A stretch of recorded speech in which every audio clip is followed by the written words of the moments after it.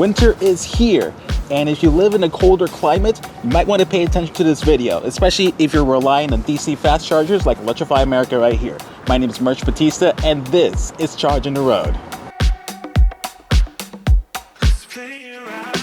So in this video, I'm going to share you some tips and some warnings if you do rely on DC fast charging in a colder climate like Chicago. Right now, it is currently about 23 degrees Fahrenheit. And there's a lot of a negative effect that happens with electric vehicles in general, really in general, and especially when it comes to DC fast charging. So let me explain. So if you own an electric vehicle and be living in a colder climate like Chicago, and have you noticed that your range has dropped significantly, anywhere between 20 to 40% overall? Well, that's because the colder it is, the more it affects the battery, your high voltage battery. For example, my Mustang Mach-e, usually at 100% stated charge, I get it running around 270 miles, maybe on a really good summer day, 280 miles. But in a climate like right now, if it's like 22 or 24 degrees Fahrenheit, I'm only getting roughly around 190 miles at 100% stated charge. That's because the battery itself is too cold, the chemistry is too cold, and then of course, also, it has to work extra hard to keep the battery itself warm and also keeping the cabin inside warm as possible, which is sort of like a double, triple whammy effect to the battery. So that's something you have to be aware of, especially like if you're watching this video and you're thinking about getting an electric vehicle in a colder climate like Chicago. This is something you're gonna have to be facing. Now, this video is really talking about if you have to rely on DC fast charging. First and foremost, if you have to rely on DC fast charging and not get home charging, I don't know what you're doing, to be perfectly honest, in my personal opinion. But for what I'm sure whatever reason you guys have, if you're not owning an electric vehicle and not have home charging. But if you do have to rely on DC fast charging, this is what you're going to be expecting. First and foremost, again, your battery is going to be very cold. If your car doesn't come with preconditioning, then you are going to be have a tough time charging at a DC fast charger like Electrify America. Let's, for example, for the rest of the video, just use Electrify America as an example, because you have other DC fast charging units like evgo, even the Tesla superchargers, and then you also have third parties like BP Plus, EV Connect, and so forth. Now, when you're charging at Electrify America, please be aware that you're not going to get the full power. But I want to get this out of the way first. Just because the EA says 350 kilowatts does not mean you're going to get 350 kilowatts. The key word is up to 350 kilowatts. I say this right now because whenever I do encounter people who are driving Bolts or even Kia Niros and they're complaining why they're not getting 350s, well, that's because your car cannot go up to 350. Your Bolt is going to get a max 53 on a really good day, and your Kia Niros or even your Hyundai Konas maybe about 77 or 78. Now, if your EV does come with preconditioning like mine does, then please, by all means, take advantage of it, because when you precondition the battery to to a charging station, it'll warm up the battery as much as it can, so that way it can accept at the fastest charge possible that is accepted to your vehicle. If you don't, this is the results. All right, so right here, I'm charging my Ford Mustang Mach-e First Edition 2021. And I did forget to precondition the car, actually, but I wanted to show you guys real quick. So I plugged in at about 19% stated charge. I'm now at 37% stated charge, charging time for 12 minutes. And then my current charging speed is only at 71. That's actually considered low at that stated charge. I should have been at least 100, maybe 109 kilowatts. But we're at 72 because, again, it's really cold outside. The battery is cold, not to mention charging the unit. The charger unit itself are actually cold. The cables are cold. The charger's cabinets are going to be cold as well. So they're also going to be slowing down. The amps are going to be slowing down. Now I'm going to show you another example. Here is a Kia Niro, and it is an Uber-driven Kia Niro. And look where this is at right now. And this is another, I'm going to tell you guys a little bit about what to expect here. So the driver, I don't know where the driver is, I don't know where they're at, but look, check out these stats. So the Kia Niro plugged in at 25% stated charge, which is good. I would definitely recommend plugging in around 25% stated charge. Right now it's at 85% stated charge. Look how much time they have been charging here. For 2 hours, over 2 hours, 138 minutes. And look at their speed right now at 85% stated charge, 10 kilowatts. This is why, couple things. This is why it's important to have an EV with preconditioning, because if it doesn't, you're going to have the toughest time possible. And of course, you're going to have slow speeds. You're going to take a very long time. And especially if you're driving for Uber, that is lost time of going out there, driving, picking up your passengers, and you're making your money.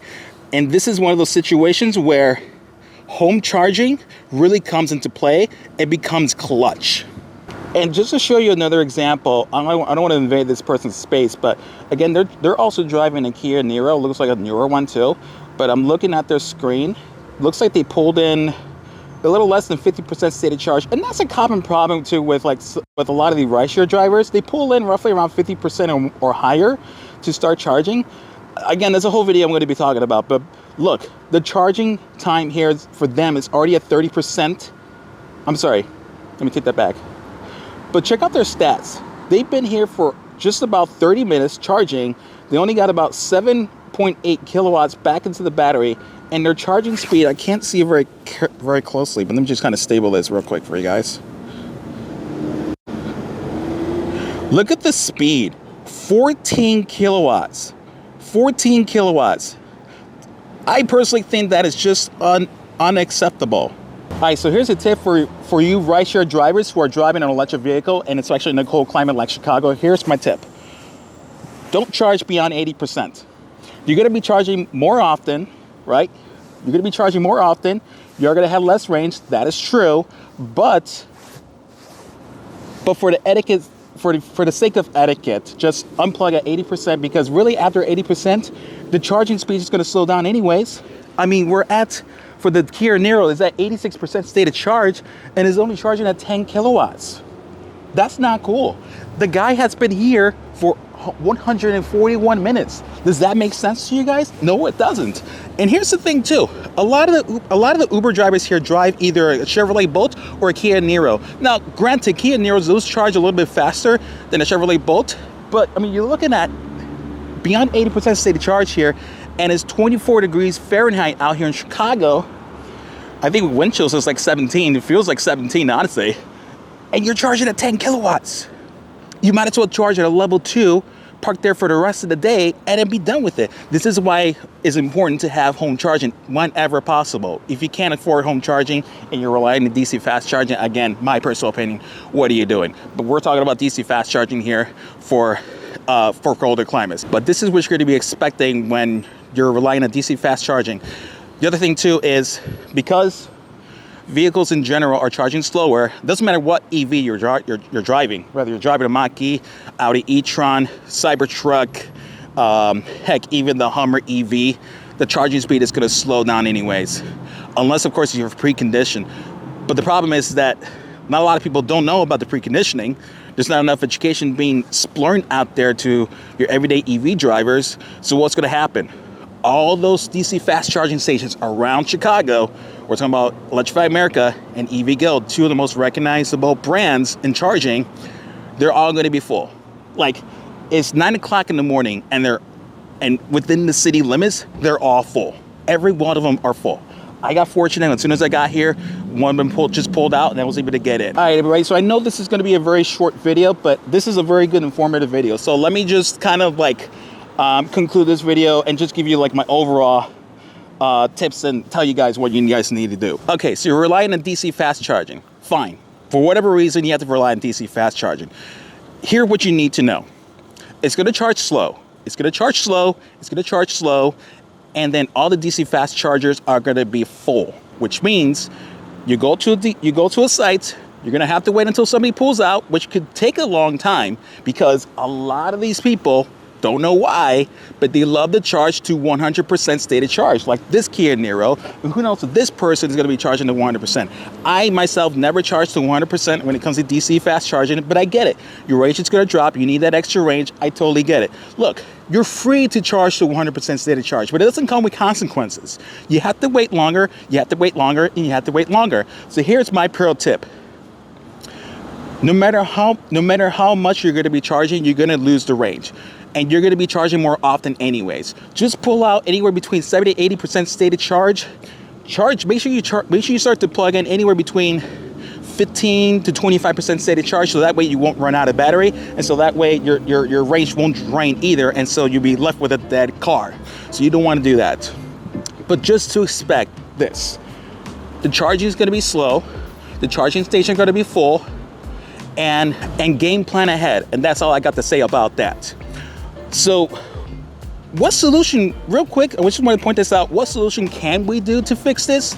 Well, honestly, more DC fast charging sites, because a lot of people probably just simply can't charge at home. They live in an apartment, or they are renting a property where they can't have home charging. Although starting this year, all new properties within the state of Illinois has to have infrastructure ready for EV charging. Now, that doesn't necessarily mean they're going to be building stations, but the infrastructure has to be EV charging friendly ready. So really the big solution here is to have more DC fast charging stations. But in the meantime, those are my pro tips. Unplug anywhere between 70 to 85% stated charge and be on your way, because you're gonna have to charge in more often anyways until we're out of the code. Or just go to the 52 stall charging site over by O'Hare, which I normally do now these days, even though I live literally right across town. But for me, it's worth it, because I don't have to deal with like a rideshare driver who loves to charge, and I say this out of the most frustrating way possible, charging to 100%, and they're still coming here twice a day. Anyways, that's again a whole nother video. Anyways, guys, thank you so much for tuning in. If you like the channel, if you like this video, be sure to hit the thumbs up, like this video, and be sure to subscribe to the channel for more EV content. Until then, guys, have a good one. Happy New Year 2025. I'm about to turn 40. Stay smashing.